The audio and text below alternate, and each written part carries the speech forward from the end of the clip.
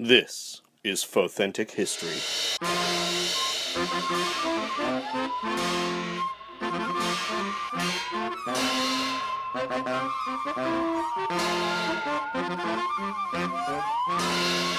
Hello and welcome to the show. I'm Brian Young. And I'm Holly Fry.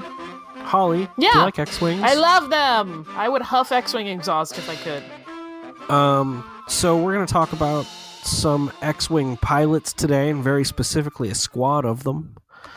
And I hope that's thrilling to everyone. We're going to be talking about Red Squadron from the Alliance to Restore the Republic. And this was a squadron of, for the most part, X-Wing fighter pilots that were involved in engagements for the Alliance from the Battle of Scariff all the way up to the Battle of Endor. They were instrumental in destroying both of the Empire's Death Stars and on many missions in between. And as we said, X-Wings were the ship of choice for Red Squadron, but that didn't mean that other ships weren't welcome. It wasn't an exclusionary rule. At one point, a few A-Wings and Y-Wings were absorbed into the squadron, but it was primarily X-Wings, so it seems like a little primer on X-Wings would be appropriate before we get into the specific people. So the T-65 X-Wings used by Red Squadron were single-pilot snub fighters manufactured by Incom. They employed the use of an onboard astromech droid for navigation assistance and repairs and had split S-foils that could be locked together into a gliding mode or split apart into an attack mode. They were lightspeed capable and had front and rear deflector shields, and they were armed with 4 Tame and Bake model KX-9 laser cannons and 2 Krupp-X MG-7 proton torpedo launchers. They were all-purpose fighters that could compete in atmosphere and out, and they had a slight advantage against Imperial TIE fighters, which were not equipped with shields. X-Wings were added to the Rebel fleet sometime after the Battle of Atolan, and Red Squadron was formed shortly thereafter under the leadership of Garvin Dryce, who was a human male from Viru Jhansi. Dryce was adept at coming up with mission plans that involved a lot of subterfuge in the early days. At one point, utilizing Red Squadron, he conceived of and completed a mission to steal Y-Wing bombers from the scrapyards at Ord Benir. Because pirates were operating in the area with X-Wings, Dryce felt like this mission would aid the rebellion by not tipping the Empire off to the massing force of the Rebel fleet. So he had many ships of Red Squadron paint their X-Wings like the pirates of the area, and went in and took the needed Y-Wing bombers, saving them from the scrap heap and putting them to use for the rebellion. Yeah, and that was that little operation was codenamed Operation Buckler, and worked out quite well for them. The Battle of Scariff is sort of the next big engagement that they were involved in, and this would be noted as the first major victory for the Alliance to restore the Republic, and Dryce once again commanded Red Squadron during this engagement. And after a rogue group of operatives moved into Scariff, which was the site of the Imperial Citadel archives, the space contingent, led by Admiral Radis, aboard the Profundity, flew in to offer them support once the plan was committed to. The Battle of Scariff was ultimately a ruse to steal the plans to the first dreaded Death Star, and once it was apparent that the ground team wouldn't be able to escape the planet's surface with the plans, it was up to the ships in orbit to receive the transmitted plans and escape with them. Scariff was notable for being protected by a shield gate, a single entry point to the planet that covered the entire surface from orbital bombardment and the travel of ships. So effective was the blockade that the ground unit had to sneak through in a stolen Imperial shuttle. There were also many Imperial ships, including Star Destroyers, in orbit of the planet, complicating that battle. When the Profundity and all of the other Rebel ships arrived in Scariff's orbit, Red Squadron, led by Dryce, was ordered to help in the fight against the capital ships, while Blue Squadron, led by General Merrick, was ordered to offer support to the team on the surface by slipping as many ships as possible through the shield gate before it was sealed by the Imperials. There were some newer recruits in Red Squadron during this engagement. The call sign Red 5 belonged to a cadet named Pedron Gall, who was described as awkward and eager. Gall was originally a transport pilot who was branded a traitor to the Empire for helping fugitives escape his home planet of Denon. At that point, he fled and joined with the Rebel Alliance. During the Battle of Scariff, Gaul flew in Red Squadron and aided the rebellion in their attempt to open the Shield Gate. Unfortunately, during that engagement, he got himself in a little trouble, and he actually called out for help. He insisted that he could not shake the TIE fighters that were after him. And Red Leader actually asked him where he was going, but it was really too late, and Gaul was killed in the battle. Other pilots that flew in that battle, and we'll get to them later in the episode, included Jack Porkins, who flew as Red 6, Zaldinus, and she flew as Red 8, Nazo Nayatan, who flew as Red 9, and Raylo Sorel as Red 10. And there's some debate about what pilot flew as Red 7, and we know it was either Harb Binley, a human from Ariadu, or Eliak Rao, a human whose home planet is unknown. And there are just some discrepancies in the duty rosters and recollections of those who survived these battles, and we just don't have a solid answer for that. The rest of Red Squadron that we're aware of miraculously made it away from the Battle of Scariff alive, even though that encounter really took a huge toll on the Rebel fleet. Not only was the Rebel flagship Profundity destroyed, a number of other ships made sacrifices to ensure that Princess Leia Organa aboard her ship, the Tantive 4, made off with the stolen transmissions that would be vital to the Rebel Alliance if they hoped to destroy the Death Star. Blue Squadron wasn't so lucky and lost its leader and many ships on the surface of Scariff in that part of the mission. But the ships that did get away headed back to the Rebel base on Yavin 4, waiting for new orders for their next mission, and that would end up being the Battle of Yavin. After a long and convoluted journey with the plans to the Death Star, losing them, getting captured, regaining them, and escaping, Princess Leia brought a tracked ship to Yavin Base, forcing a final confrontation with the Death Star. Now, just for those of you who may not know, the Death Star was a battle station the size of a small moon that had the destructive capability to destroy an entire planet. Shortly after the Battle of Scariff, the Empire used this new power to completely destroy the planet of Alderaan. When Princess Leia brought the plans to Base 1 on Yavin, the Death Star was close behind. The rebels quickly found the weaknesses in the Death Star and realized that small one-man fighters would be the only way to destroy the superstructure. The Empire felt that any reasonable navy would only field capital ships against the Death Star, not expecting these one-man fighters to be any threat.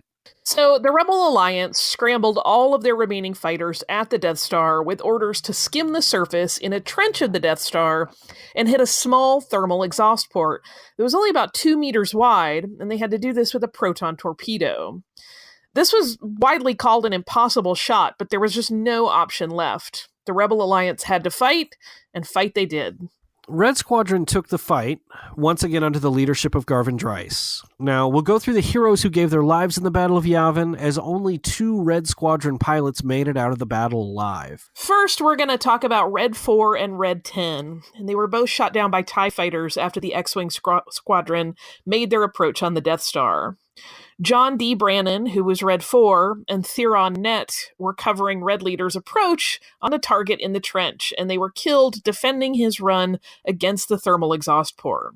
And we actually don't know a whole lot about Brannon or Nett, but we do know that they were both killed by Darth Vader and his wingmates. Red 6 was the call sign of Jack Tano Porkins, affectionately known as Piggy to his wingmates. In his life before joining the Alliance to restore the Republic, he was a traitor from the planet Bestine. He abandoned his homeworld after the Empire established a base there, and he was able to make contact with the rebellion. And he was cocky but jovial, liked really pretty well by his fellow pilots. He was ordered by Dryce during the assault on the Death Star to take a deflection tower on the surface of the superstructure. Alongside Red 3, Biggs Darklighter, who we're going to talk about later, he carried out this attack, but debris from the tower struck his craft, and it caused him to drift, malfunctioning. Darklighter suggested that Porkins could eject, but the cocky pilot insisted that he could hold it. Ignoring that warning, he was quickly destroyed by cannon fire. As far as Red 7, again, we don't know if it was Binley or Rue flying, and we don't know much about either of them in any case. But regardless, Red 7, whoever was there, was killed in action in that battle. Red 8 was piloted by Zal Dennis. She was a rebel pilot who had begun her career in the Tirfon Yellow Aces before the start of the war, and they were a rebel group that operated with some level of independence until the Empire encroached on their base and they were disbanded. She, along with a couple of other pilots, including Jack Porkins, were transferred to Base 1 at that point, and she was shot down at some point during the Battle of Yavin. Nazo Natan flew under the call sign Red 9. He was a gray-haired male from Corellia who joined the rebellion with his friend Lieutenant Attico Red, who ended up in Green Squadron flying an A-Wing as Green 4. They both fought in the Battle of Scariff, but Natan was killed during the assault on the Death Star. Red 11 was flown by a human named Raylo Sorrell, who began flying as a stunt pilot, flying rickety antique planes in amusement shows in the Outer Rim. He was a wingmate of Garvin Dryce and fought in both the Battle of Scariff and the Battle of Yavin, but his trick flying was not good enough to get him through that second battle alive. Red 12 was flown by Puck Nako, who was a late addition to Red Squadron. He flew an A-Wing in Green Squadron at the Battle of Scariff, but broke his ankle during a rough landing afterward. He vacated his spot in Green Squadron, but despite his injury was drafted into Red Squadron for the assault on the Death Star. He was personally killed by Darth Vader, and at the time of his death, he was a double-ace pilot with almost 6,000 flight hours and 11 confirmed kills. The pilot who flew as Red 2 in this conflict was Reg Antilles. Antilles was one of 2 pilots from Red Squadron who made it out of the Battle of Yavin alive. Antilles was on duty at Base 1 during the Battle of Scariff, so he didn't participate in that one, but he was able to scramble for the battle against the Death Star. Antilles was a human from Corellia, and he worked in a fuel depot and as a mechanic before joining the Imperial Academy and training as a TIE pilot at the Imperial Skystrike Academy before defecting to the Rebel Alliance. He was extracted from Skystrike alongside Derek Hobby Clivian and Rake Gary by Sabine Wren and the Rebels of Phoenix Squadron, and he quickly joined up to fly for the Alliance. He served for a time in Phoenix Squadron when they based on the planet Adelan, which was referred to as Chopper Base, and he fought in the Battle of Adelan and left with the rest of the Alliance to Yavin 4, was eventually absorbed into Red Squadron. He was one of 2 pilots who made it to the final trench run alongside Luke Skywalker. The other pilot was Biggs Darklighter. Biggs Darklighter was a human from Tatooine and a childhood friend of Luke Skywalker. He'd grown up piloting skimmers and speeders through the treacherous terrain of Beggar's Canyon and the other dangerous parts of the desert planet. Skywalker and Darklighter had both dreamed of leaving the dusty world that they grew up on, but Darklighter was the first to do it. He joined the Imperial Academy and, at his first opportunity, defected to the Rebel Alliance, and his piloting skills earned him a spot in Red Squadron. Just before the Battle of Yavin, as the pilots were scrambling to their fighters prior to the assault, he reunited with his childhood friend, and they promised to share stories of old times after the battle. And that never took place. While Skywalker was making his final run at the thermal exhaust port that would destroy the Death Star, Darklighter was shot down by Darth Vader while he was protecting Luke. Red 5, as we've alluded to previously, was flown by Luke Skywalker. Skywalker, as you probably know, was a kid from Tatooine, and according to Darklighter, the best bush pilot in the Outer Rim territories. Skywalker had joined the Rebel Alliance after finding the hidden plans to the Death Star. He worked to return the plans to Bail Organa, which was what the princess's request had been, but when they got to Alderaan, they found nothing but the Death Star and the debris of the destroyed planet. Naturally, they became captured aboard the Death Star, and he discovered that Princess Leia was there, so he worked to free her and escape with the plans aboard the Millennium Falcon, a YT-1300 transport piloted by Han Solo, a smuggler, and his Wookiee first mate Chewbacca.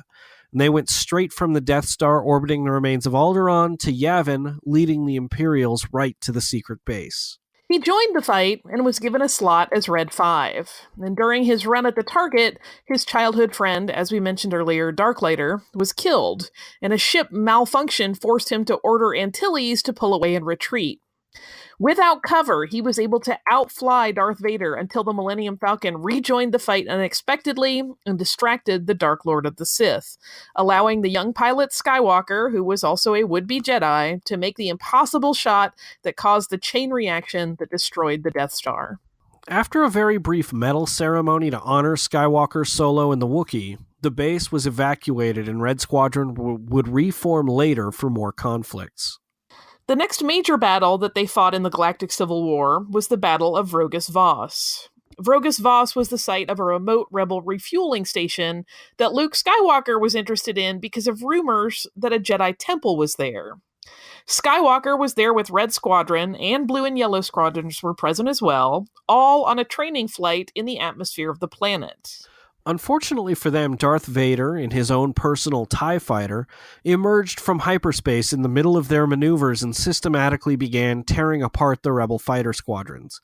Vader had been searching for Skywalker ever since the destruction of the Death Star, and he'd received reliable information from one Dr. Chelly Afra that Skywalker would be there at Rogas Vos. The Alliance ships fought valiantly, but they really were just no match for Vader. At one point during the confrontation, Vader even used the cosmic power known as the Force to prematurely detonate proton torpedoes before they could impact against his TIE advanced fighter. Soon enough, Vader managed to destroy Blue and Yellow Squadrons completely, leaving Skywalker and other members of Red Squadron to try to destroy Vader. Skywalker, in a very desperate move, collided his own X-Wing directly into Vader, crashing both their ships onto the surface of the planet. Both survived the crash, and an all-out war on the surface broke out, with the rebels throwing everything they had at Vader in the hopes of removing his threat from the galaxy. But it wasn't meant to be. Eventually, after single-handedly decimating the rebels, he made his escape and lived long enough to fight another day. And that's a far more simplified version of this battle than we could give you, and it may very well be a future episode at some point. It's a really big, interesting, fascinating battle that gets into a lot of weird stuff, and there was a third party there, and a Mon Calamari with a droid body and 4 lightsabers. It was very interesting, but it'll have to wait for another day. Red Squadron did participate in a few other minor conflicts, including the breaking of the blockade at Tureen 7, but the next major battle that the squadron participated in was the Battle of Endor. After information was received that the Empire had begun construction on a second dreaded Death Star, even more powerful than the first, the Alliance to restore the Republic cobbled together all of their forces in one last push to end the tyranny of the Empire. By this time, Wedge Antilles, who flew as Red 2 in the Battle of Yavin, had been given command of the squadron that was no longer just X-Wings, but because of the sort of scrappy nature of the rebellion and the hodgepodge way the fleet was being put together, what Red Squadron at this point was a mix of X-Wings, Y-Wings, and A-Wings. Aside from Wedge, we're actually only sure of the identity of 2 members of Red Squadron that flew under the command of Wedge Antilles during the Battle of Endor. The first is Sila Kott, and she flew under the designation Red 3, or Red 2, depending on what source you're looking at. She flew an A-Wing into battle and was shot down by a TIE interceptor. The other pilot whose identity we're aware of is an X-Wing pilot named Grizz Fricks, and he flew under the designation Red 5. He was involved in an attack against the Star Destroyers of the Imperial fleet that were preventing the Rebel fleet from escaping, and his ship exploded in a fiery ball during that assault. Once the ground forces on Endor disabled the shield generator, it enabled flight into the Death Star to destroy the main reactor at the core of the station. Once again, an X-Wing alongside the Millennium Falcon, this time flown by Lando Calrissian and the Celestin 9 Numb, were able to destroy the Death Star. The pilot in that X-Wing was none other than Wedge Antilles, and he fired one of the shots that caused the chain reaction that exploded the second Death Star. Antilles was able to make it out of the Death Star before the explosion, though the flames were definitely chasing his ship, and there were other pilots who weren't so lucky. But with the destruction of the second Death Star, that was the last major engagement that Red Squadron participated in during the Galactic Civil War. Antilles, who might very well be the subject of a future episode, participated in other engagements as part of Phoenix Squadron, Rogue Squadron, and Phantom Squadron at different times. So that's it for Red Squadron. That was their contribution to the Alliance to restore the Republic. They went through a lot of pilots. Yeah, it's one of those things that's an unfortunate part of war. And because so often so many lives are lost, they don't always get there isn't a lot of time to recognize them all. So I'm glad we could kind of take this moment and honor them in that way. Well, I wish there was a way to get to the bottom of some of these mysteries too. Like, obviously, we didn't know the duty rosters of everyone who fought, so there's nameless pilots who died at Yavin and Endor and Scariff who we don't even know, and in some cases, like in the situation with Red 7 at Scariff and Yavin, we don't even know who for sure was behind who was in the flight deck there. Yeah, that's another unfortunate thing that happens sometimes with these sort of hurried engagements, is that even when people are trying to keep good records, there are things that don't always get properly documented. So hopefully we'll come across some evidence someday, but for the moment it remains a mystery. Hey, there's a Death Star coming to kill us. Quick, take really good notes. Right, exactly. Well, and it's the kind of thing you hear about this in stories involving military action all the time, where like maybe one of those pilots was assigned to that particular vessel, but there was a last minute switcheroo and they didn't have time to notate it. Like things like that happen, and that's what makes it sort of hard for historians to track all of the actual facts. Yeah. But we'll do our best, and if we get any updates on this, maybe we'll revisit it. Maybe eventually we'll do an episode where we can revisit with new information, things that we'd missed. That sounds grand. Do you have any listener mail? I don't this time, but if people want to send us listener mail, we'd love to get it. If you want to go to fauthentichistory.com and use the contact form there, we're more than happy to receive your mails. That would be a lot of fun. If you want to go there, you can also get an archive of everything we're doing on the show, every episode we've done. And, if you'd like to get a hold of us on Twitter, it's at Fauthentics, and you can look up Fauthentic History on Facebook and find us there as well. Where can people find you, Holly? In my sewing room. No. I am on Twitter as... Well, what's the address? As Surliest Girl. Oh, heavens. No one should see my messy sewing room. That's not good for anybody. I am on Twitter as Surliest Girl, and I'm on Instagram at SurlyGirly5. I host another history show called Stuff You Missed in History Class, which is available at missedinhistory.com, and across the spectrum of social media, that is Missed in History. And then you and I do a little Star Wars thing together. Yeah, we do a show called Full of Sith that people should check out. You can go to fullofsith.com and find that. If anybody's looking to get a hold of me, you can do so at on Twitter at Swankmatron is sort of my central hub for where you can find me and all my writings everywhere from StarWars.com and How Stuff Works and BigShinyRobot.com and short stories and everything else in between. So, I don't know. Is there anything else, Holly? No, just I hope everybody has a great new year and that it is healthy and happy. I hope so too. So, until next time.